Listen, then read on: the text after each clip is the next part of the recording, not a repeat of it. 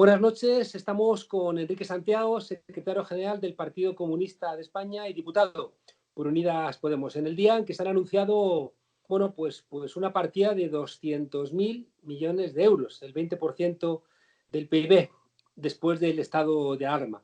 Y parece, no sé, Enrique, ¿cómo lo ves tú?, que hay algo diferente entre cómo se pretende salir de esta crisis y cómo se salió en 2008.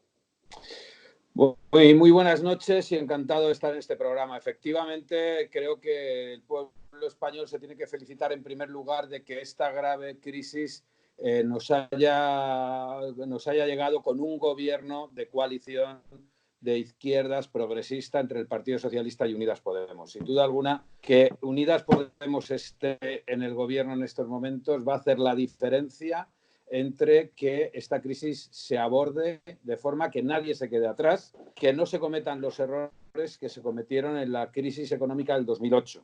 No hay que perder de vista, estamos ante la mayor amenaza a la seguridad humana a la que se ha enfrentado España, al menos desde la llegada de la democracia. Esto obviamente se manifiesta como una pandemia, como una gran crisis sanitaria, pero sus consecuencias son también económicas, sociales y laborales. Y son tan graves o incluso más que las propias consecuencias sanitarias. Y afortunadamente hay un gobierno que va a esforzarse y a priorizar las personas y especialmente a los más vulnerables, a los que tienen más situaciones de vulnerabilidad social o ven peligrar más sus derechos debido a las políticas de recortes y de privatizaciones del sector público que hemos vivido estos años. La primera experiencia o la primera enseñanza de estos años tiene que ser que el Estado no puede adelgazarse, que debilitar el sector público nos hace muy vulnerables, nos hace perder condiciones de seguridad humana. Enrique, ha habido discusiones en estos días, los medios han querido alimentar, ¿no?, la división interna supuesta en el gobierno, pero sí que es verdad que se vienen de dos tradiciones diferentes, ¿no? La tradición de Unidas Podemos viene del 15M, viene de hecho de protestar contra cómo se solventó la crisis en 2008, y la tradición del PSOE, bueno, viene de haber sido, junto con el Partido Popular, uno de los dos pilares de este modelo que siguió los postulados de austeridad de Europa. ¿Tú nos puedes contar si realmente estas discusiones implican transformaciones reales en lo que se puede hacer y lo que no se puede hacer? O dicho de una manera más clara, ¿se podría haber ido más lejos en caso de que hubiera habido un gobierno más escorado hacia la izquierda? Bueno, sin duda alguna, cualquier gobierno responde a unos equilibrios y a unas correlaciones de fuerzas, no cabe duda ninguna. Pero también hay un programa político que es lo que sustenta y ha permitido que este gobierno comience a funcionar. Y ese programa se basa fundamentalmente en una política de expansión presupuestaria y de fortalecimiento de los derechos sociales, de garantía de los derechos sociales para todo el mundo. Evidentemente, esta situación no estaba prevista en el programa, pero había unos principios previstos en el programa. Y Unidas Podemos estamos trabajando por fortalecer y defender este gobierno. No perdemos de vista que desde el primer momento en el que ha estallado la crisis por la pandemia, la oposición, la derecha española, ha sido tan miserable que ha pretendido convertir esta situación en una crisis de gobierno. Ha pretendido volver a las políticas neoliberales, haciendo un llamamiento al Partido Socialista para que rompiera el acuerdo de gobierno y constituyera lo que ellos llamaban un acuerdo de concentración nacional, como si ellos fueran los que representaran a la mayoría de los españoles y las españolas. Evidentemente, tenemos una tradición distinta que el Partido Socialista, pero tenemos un programa, un acuerdo programático común y sobre todo somos una fuerza leal a España y leal a todos los votantes del Partido Socialista y de Unidas Podemos, que muy mayoritariamente quieren que este gobierno progresista sea el que garantice los derechos para todos los españoles. Llama la atención que las medidas de Italia o las medidas de Francia o Alemania, con gobiernos conservadores, pueden parecer en algunos casos más profundas que las que ha aprobado el gobierno de España. Estamos ante el primer paquete de medidas sociales, el que se ha aprobado. O sea, no es lo definitivo, es el primer paquete. No, por supuesto. Es el primer paquete de medidas sociales que se ha aprobado apenas hace 2 horas. Y este primer paquete de medidas sociales son 200.000 millones de euros. Por supuesto, hay muchas más medidas que es importante que vayamos poniendo en marcha, pero también es verdad que no estamos en condiciones, en una atención, una emergencia sanitaria de este calibre, en poner todas las medidas en marcha de un día para otro. Es más, Unidas Podemos, lo que estamos haciendo desde el primer momento es poner a toda nuestra organización, todas nuestras redes, todas nuestras confluencias, los movimientos sociales con los que trabajamos, a detectar los problemas concretos que está habiendo con la puesta en marcha del decreto de estado de alarma. Y estamos poniendo en marcha un sistema de recoger esas preocupaciones populares ciudadanas para que en tiempo real se sistematicen y lleguen al Consejo de Ministros a Claro, través eso es de muy nuestros importante, ministros y ¿no? ministras. Sí, porque es casi imposible hacer la casuística de todos los problemas, ¿no? Entonces, yo he visto en estas 2 horas cientos de personas con problemas particulares que están esperando saber si les cubre a ellos o no les cubre a ellos estas medidas. Se presupone que, si he visto bien las cifras, estamos hablando de un 13% del Producto Interior Bruto francés y un 20% del Producto Interior Bruto español. Así es el mayor esfuerzo presupuestario que se ha hecho en este país desde que hay democracia, destinándolo a una emergencia. Y nosotras y nosotros defenderemos que si hay que ampliarlo, se amplíe, porque además todo ese dinero es una inversión. Es una inversión en crear derechos, en crear bienestar, y va a evitar que, por no gastar ahora dinero, suframos las consecuencias de una crisis económica como ocurrió en el año 2008. Incluso los sectores más ortodoxos del adelgazamiento presupuestario reconocen que se cometió un gran error en Europa y en especial en España con no gastar, con no hacer gasto público todo el que era necesario en la crisis del 2008. Y francamente, en 3 días desde la declaración del estado de alarma, que ya tengamos 200.000 millones de euros a disposición de las no parece poca cosa. necesidades sociales y populares. Así es importante, es una medida importante. Déjame preguntarte por cosas concretas. Moratoria de las hipotecas, es decir, a personas que hayan reducido sus ingresos o estén en situación de desempleo por el coronavirus. El tema de las hipotecas afecta directamente a los bancos. Bueno, así es. Evidentemente, los bancos van a tener que someterse a esta norma decretada en el estado de alarma, sin duda alguna. Igualmente, pues otros grandes monopolios también van a tener que aportar. Por ejemplo, también hemos acordado que no se va a cortar ningún suministro energético, eléctrico, de agua a ninguna familia, a ningún hogar en situación de vulnerabilidad social anterior o actual a consecuencia de este evidente parón que va a haber de la economía. Y los bancos están en mora con todos los españoles. Ya les aportamos casi 60.000 millones de euros en la anterior crisis que todavía no han devuelto. Se planteaba siempre que, claro, este tipo de decisiones de impedir que las grandes empresas suministradoras de luz, gas y agua, algunas que funcionan en régimen cuasi de monopolio, y que tienen en sus consejos de administración, bueno, pues a expolíticos, no parece una medida tampoco menor. Bueno, es la primera vez que se toma una medida de estas características. En todo caso, nosotros, Unidas Podemos, hemos defendido en nuestro programa electoral que avancemos a la puesta en marcha de un sector público energético que garantice la soberanía del Estado y nuestra soberanía social e industrial. Al igual que ocurre en otros países de Europa, por ejemplo, en Italia. En Italia, pues hay una gran empresa pública eléctrica, con lo cual no tiene sentido que en España nos hayan hecho creer que las normas de la Unión Europea impiden que también aquí haya una gran empresa pública eléctrica, ¿no? Al igual que creemos que esto es una oportunidad también para recuperar un sector financiero, bancario, público.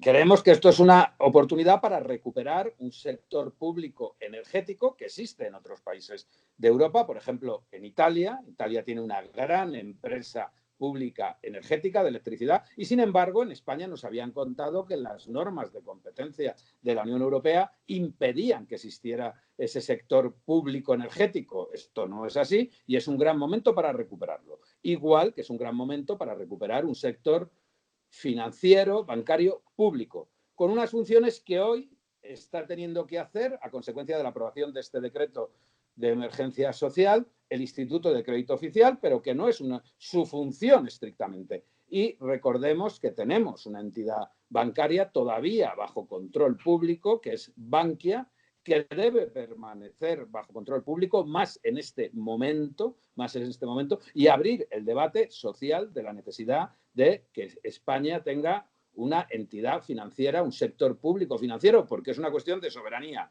nacional y de soberanía industrial. Es decir, esta crisis nos tiene que hacer reflexionar que al final somos muy vulnerables como pueblo, por habernos creído a pies juntillas y acríticamente las normas del neoliberalismo. Hemos dejado de producir, de fabricar en España productos de primera necesidad, productos esenciales. Y eso ha hecho que baje las condiciones de seguridad humana. La seguridad humana que es económica y es social. Déjame que te pregunte con más rapidez para ver si podemos hacer un repaso a todas las medidas.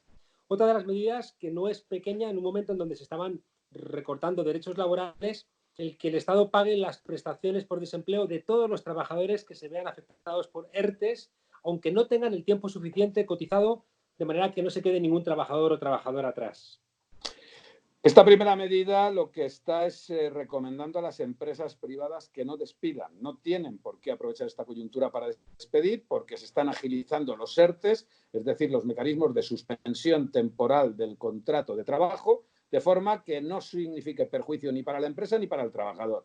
El trabajador afectado cobrará el desempleo desde el primer momento, un desempleo aunque no tuviera derecho por llevar poco tiempo en el puesto de trabajo, y además no le restará de sus futuros derechos de prestación de desempleo. En un primer momento se pide a las empresas que hagan este esfuerzo y no despidan.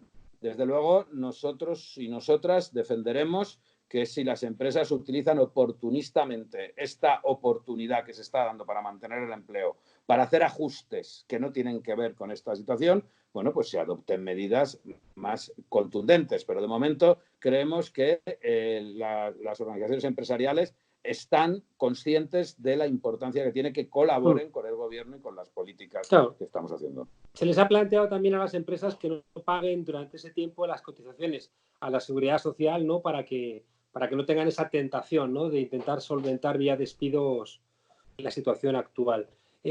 Otra idea es el apoyo, ¿no? al teletrabajo, que de alguna manera puede significar también una transformación profunda, ¿no? En el mercado laboral español.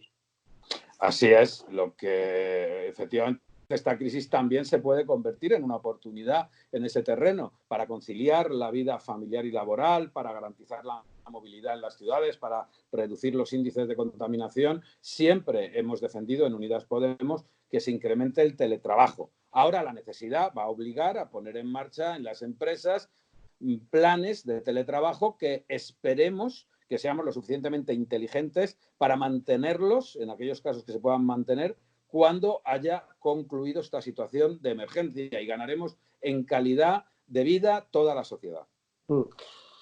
También existe el riesgo, Enrique, lo hemos visto en el caso de China, que ha sido muy espectacular cómo han solventado, ¿no? El problema de la crisis, pero también con una vigilancia personal que no coincide muy bien, ¿no? Con la forma que tenemos en Europa de leer los derechos civiles. Quizá también el teletrabajo o esa vigilancia, ¿no? Telemática de los trabajadores puede suponer también un incremento de las explotaciones. No sé cómo lo ves esto. Bueno, las nuevas tecnologías evidentemente tienen el riesgo de una intromisión en la vida, en la intimidad de las personas, pero también las nuevas tecnologías, si hay un Estado fuerte y garantista de los derechos fundamentales, pueden utilizarse de forma que se salvaguarde la intimidad de las personas. De hecho, ya hay una línea jurisprudencial que establece cuáles son los límites, incluso el Tribunal Constitucional se ha pronunciado, cuáles son los límites de por ejemplo, de la utilización del correo del puesto laboral, del correo electrónico del puesto laboral por parte de las empresas y por parte de los trabajadores. Es decir, todo eso puede ir perfectamente, irse aquilatando, irse definiendo, pero lo importante realmente es acabar con una forma de vida que es insostenible, que no es sustentable y que está degradando el medio ambiente. Hay otro elemento vinculado a esto que es los derechos al cuidado familiar, de manera que todos los trabajadores y trabajadoras tienen derecho a reorganizar o reducir su jornada laboral incluso hasta el 100% para cuidar familiares, mayores, niños y niñas ante el cierre de colegios y servicios sociales, porque, claro, hay familias que de repente han tenido un cataclisma, ¿no?, con el cierre de los colegios. Así es, y lo importante es que se van a poner en marcha ayudas para que estas personas que opten por la reducción de la jornada de trabajo, total o parcialmente, pues no queden también sin ningún tipo de ingresos, porque los cuidados también son una función social y también garantizan el bienestar de toda la sociedad. Ojalá también consideremos estas medidas, consolidemos estas medidas y las vayamos convirtiendo en derechos adquiridos. El precedente es bueno, insisto, esta crisis, esta auténtica guerra económica y de sanidad pública que estamos ahora mismo teniendo puede servirnos para hacer avanzar en muchos derechos que retengamos los ciudadanos de este país. Una cosa curiosa para la izquierda es que los autónomos se han convertido también en un sujeto defendido, ¿no?, por una fuerza como Unidas Podemos, porque los autónomos pasan a ser casi nuevos esclavos del siglo XXI, ¿no? No todos, pero una parte de ellos sí que están, ¿no?, sujetos a estos riesgos. Y se plantea en esta medida prestación extraordinaria por cese de actividad para autónomos cuyas actividades hayan quedado suspendidas o que vean decaer su facturación en un 75% en relación con el promedio del semestre anterior. Bueno, esto es una victoria histórica de los movimientos de trabajadores autónomos, e insisto, trabajadores y trabajadoras autónomos, porque también todas las políticas de regulación laboral neoliberales lo que han hecho ha sido extinguir en buena medida relaciones laborales y convertir en una relación de autónomos lo que hasta no hace mucho tiempo era una relación laboral sistematizada. Ahora, por primera vez, los autónomos de este país van a tener una protección ante una situación clara de desempleo, una protección que les va a permitir vivir gracias a una intervención directa del Estado, además de ver cómo se va a descargar cotizaciones sociales, sus cotizaciones sociales en su condición de autónomo y evidentemente, bueno, proporcionalmente al descenso de ingresos que tengan. Otro avance que lucharemos para que se consolide como un derecho ya adquirido. Nos hemos comido el tiempo.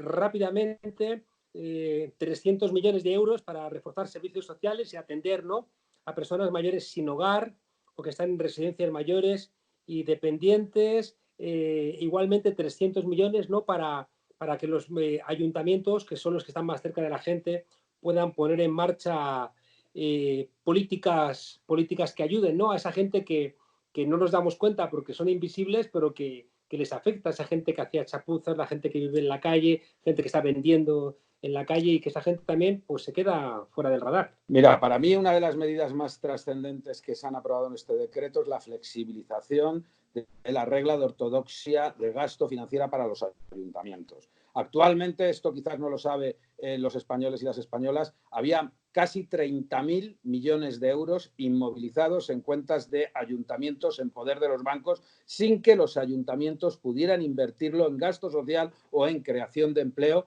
debido a las reglas de ortodoxia de control de gasto y de prohibición del déficit público, ¿no? Ahora se flexibiliza, se da el primer paso en flexibilizar estas normas de forma que ese inmenso capital acumulado al servicio de la sociedad pueda ser utilizado en garantizar los derechos sociales desde las administraciones más cercanas a las personas, las administraciones locales.